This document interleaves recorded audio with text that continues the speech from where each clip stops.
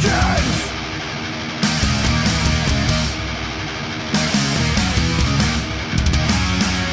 Get to the chopper.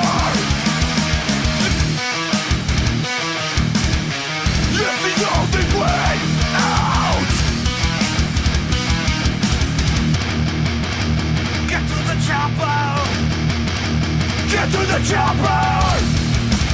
Get to the chopper. Get to the chopper. Get to the chopper. Get to the chopper. Welcome back to the Horrorfest. It's Halloween night, and to end the festivities, I'm taking a look at The Fourth Kind, the dramatic reenactment of an alien encounter starring Milla Jovovich. So let's get into it. Well, the film starts off with Dr. Abigail Tyler, a psychologist who is describing an alien abduction in October of 2000. We then get a reenactment of the events. Abigail, or Abby as she's referred to in the movie, has a husband who gets killed and she's left to raise their kids all by herself. Abby records sessions with patients who all share an experience of seeing a white owl as they're sleeping before creatures enter their homes. The police contact Abby because one of her patients is holding his family at gunpoint, saying that he remembers everything, and ask them what Zimbabwe eater means. I don't know, man. What does that mean? Anyway, he kills his family and then himself. After this, Abby believes all of her patients may have all been abducted by aliens at some point. Then, one of Abby's assistants gives her a tape recorder that plays a tape of Abby being attacked, leading her to believe that she was abducted as well. Whoever attacked her spoke a strange language, and Abby brings in a language specialist named Odusami to help her decipher it. After listening back to the tape, he states that it's Sumerian. And just then, another patient of Abby's, named Scott, wants her to hypnotize him so that he can remember what happened after seeing the white owl. Once he's hypnotized, he starts hovering over his bed and speaking, guess what? Sumerian. Yeah, but that's normal, right? I mean, everybody does that from time to time. Later on, the sheriff shows up and tells Abby that Scott is now paralyzed. Well, what the hell could have done that, though?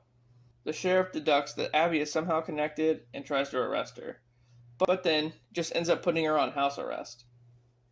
As that's going on, a large black object appears in the sky over the house and people start getting pulled out of their houses. As backup arrives, they rush into the house to discover that Ashley, one of Abby's kids, is gone. Despite the giant object floating in the sky above the house, the sheriff doesn't buy into it at all and blames Abby for everything, removing her son Ronnie from her custody. After that, they hypnotize Abby to see if she can make contact with the aliens and get her daughter back. But, once under hypnosis, she mentions being abducted along with Ashley. The alien speaks to her, telling her that her daughter will never return, and then Abby passes out just as a voice yells out, Zimbabwe eater. What is it with that? What does that even mean? Then suddenly, Abby, Odusami, and the other person are all gone. Abby wakes up in a hospital sometime later with a broken neck. The sheriff then reveals that her husband actually killed himself, which makes her question everything. Then the reenactment ends. The actual Abigail Tyler says that her, Odusami, and the other guy were truly abducted but can't recall anything about it. She says that she believes Ashley is still alive and out there somewhere. The end. This one was pretty wild. I mean, it wasn't the most thrilling alien film out there, but it definitely had its moments. And even though it's an alleged documentary, the actual Abigail Tyler is an actress. Obviously.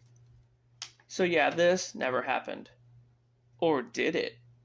It really makes you think. Are we truly the only beings out there? I doubt it. Alright guys, well, happy Halloween, and I'll see you next season.